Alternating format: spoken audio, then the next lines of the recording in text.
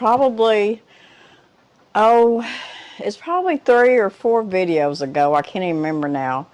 But I was doing a video and I was just showing y'all just what a regular supper would be here on the homestead.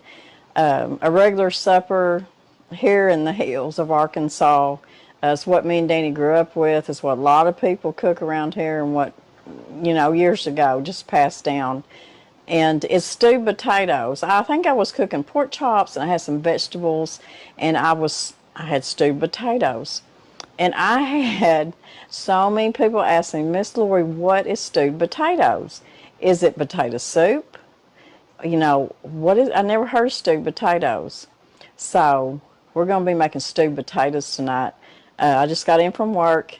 I put a meatloaf in my slow cooker this morning, so it would be done when I got home. So it smells good in this house. So I thought, well, I'm going to go ahead and I'm going to make some stewed potatoes. And also, another old-fashioned recipe that's very frugal, very good, and just very satisfying, and that's stewed apples. Mr. Brown loves fried apples, stewed apples. He grew up on them, and I did too. And it just complements your supper so well. Or it's even good in just a little dish of them warm stewed apples with maybe a little bit of ice cream on top. Just really good. So, what I've got back here, now you can use any potatoes you want to. I had like 3 medium russets. Just depends on how many you're feeding. You may be feeding a big old family, so you just really want to cook a bunch of potatoes. Because it really don't matter. I mean, this recipe is just thrown together, but it comes out every time. But what I got back here in the pot is I got about 3 medium russets, and I just got them cut up in about 1-inch cubes. And I got them in here on the stove with about 2 inches of water over the top. You can use red potatoes, you can use Yukon Gold, use whatever you want. And I'm going to boil them. And I'm just going to boil them till they're about fork tender. You don't want them falling apart, because if they're just falling apart almost, like you're fixing to mash them, your potatoes going to end up just dissolving and you won't have any potatoes left in your stewed potatoes. But anyways, so I got my potatoes going, and we'll come back and I'll show you how I make old-fashioned stewed potatoes like Grandma always made. They're comforting and they're so good. Our potatoes are just almost done. I'm fixing to put my apples on. You see, I've got me a skillet back here. And I'm almost wanting to change my skillet out to maybe one that's a little bit bigger. I'll walk over here to my wood cook stove and get my next size up. There it is. That's a 10, I believe. This other one was a 6. I'm going to put a good tablespoon of butter. Turn my heat on. I'll turn it on about medium. And I'm going to melt this butter. I don't know if you can hear that, but it's thundering outside, and it is a-raining. They're talking like we could have some storms. I'm going to stick a fork in my potato. You see how that just easily went right into that potato. That's fork tender. So we want to stop at that right there. So when I get my apples in my skillet, we'll make our stewed potatoes. That may be a little bit too much butter, but can you have too much butter? So what we're going to do first for our stewed apples is I've got 4 apples here, and you can use any kind of apples that you like. 2 of them I peeled, 2 of them I left the peel on, so it's just up to you. So I'm just going to put them in the skillet. And I'm going to let these just kind of saute and fry up just a little bit.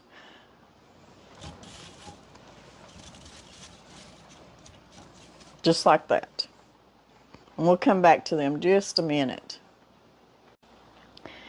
Now, to make stewed potatoes, and I know y'all are going to say, now, this is potato soup, Miss Lori.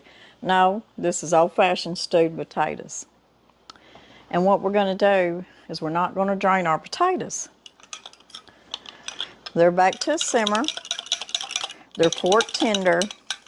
And I'm mixing up a half a cup of just room temperature water and 2 tablespoons of flour.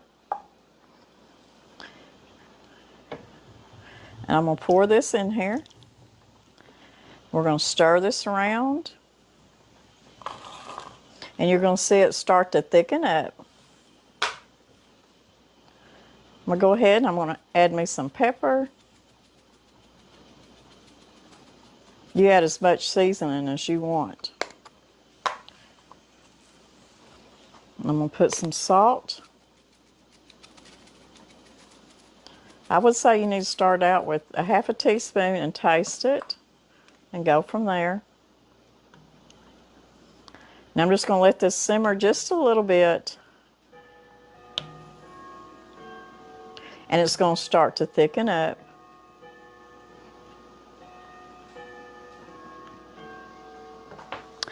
I'm going to put me just a little bit of onion powder. Y'all don't have to put onion powder in it. I'm not going to put a whole lot, just a little. Just a taste there.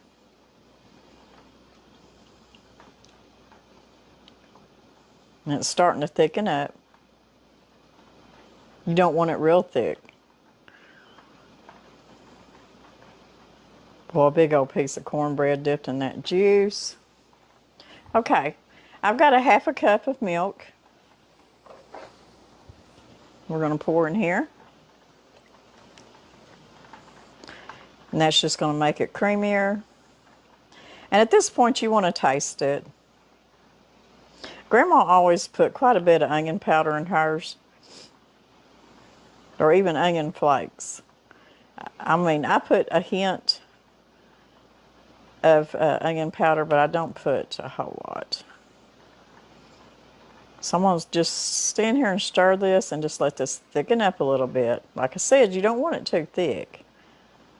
But you do want a thick consistency to your stewed potatoes.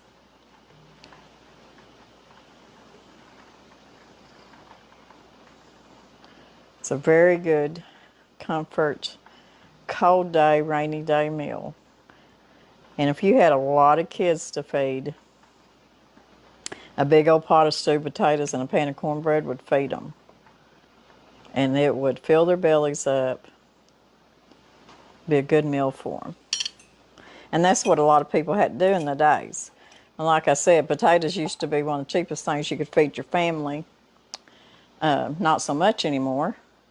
But back then, everybody raised their potatoes. Hardly ever bought any. I can remember when we didn't have fresh potatoes, when I was a young mother, going to the store and buying 10-pound bag of potatoes. And it might have been just a little over $1 for 10 pounds. I mean, that was cheap, y'all. That was very cheap. My apples are back here just kind of sauteing in the butter. I'm going to let them saute about 5 more minutes. Check my stewed potatoes. I'm going to let them simmer just a little bit more, and I'm going to taste them because I like my juice a little thicker. And we'll come back and we'll look at them. And this is what you call stewed potatoes. Old-fashioned stewed potatoes. Could you make this into potato soup? Sure you could. But this was not what we called potato soup. Just stewed potatoes.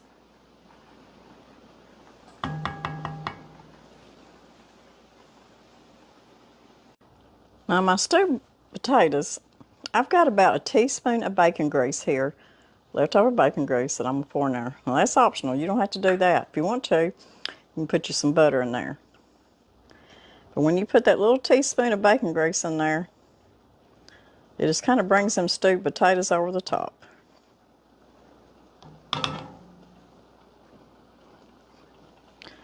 The apples are cooking down, looking good. Smelling good in this kitchen. My apples have been back here sauteing. Probably about, I don't know, about 8 minutes or so. That butter's, still got plenty of butter down there in the bottom of that pan. So I've got half a cup of apple juice. We're just going to pour that apple juice over that.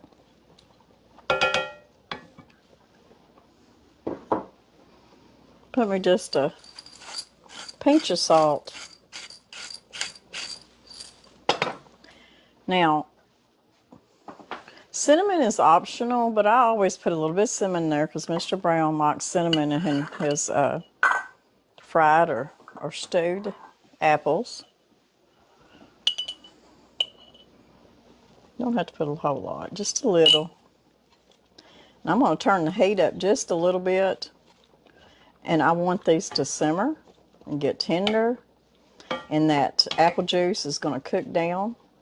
And it's just going to become kind of like a slurry in there, a syrup. Because what I'm going to do, a lot of times you get apples just, you know, you can, if you don't want to put sugar in them, you don't have to put any sugar at all. I'm going to grab me some brown sugar over here out of the pantry. As usual, I don't have everything together like I should.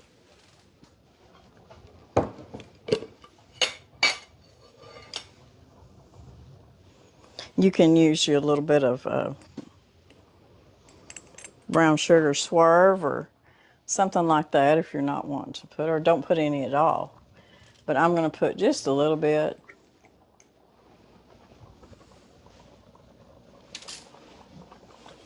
Probably about a fourth a cup.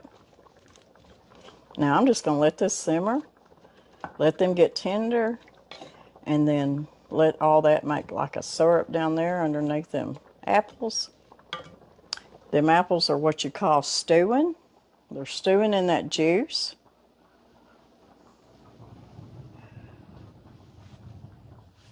That's why they're called stewed apples. And I went ahead and, I'm going to turn my potatoes off.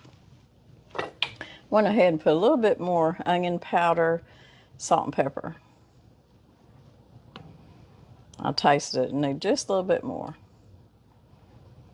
So, I'm just going to get these apples done. I'm going to let these potatoes just sit here and thicken up a little bit. And we'll get our plate together and I'll show you how we would eat and serve up stewed potatoes and stewed apples. I think I'm going to turn that up just a little bit to about medium now. After about 20-25 minutes, my fried apples are done. You can see all that juice cooked down, and it's just real tender, and the apples, oh, it smells so good in here. I've got some biscuits. I've got my meatloaf down here. If you don't want the recipe for my meatloaf, I'll put that link down in the description box. My stewed potatoes are done. Mr. Brown's here, but he's outside doing chores. So we'll make him a plate. When he comes in, he'll be ready to eat. The kitchen's smelling good.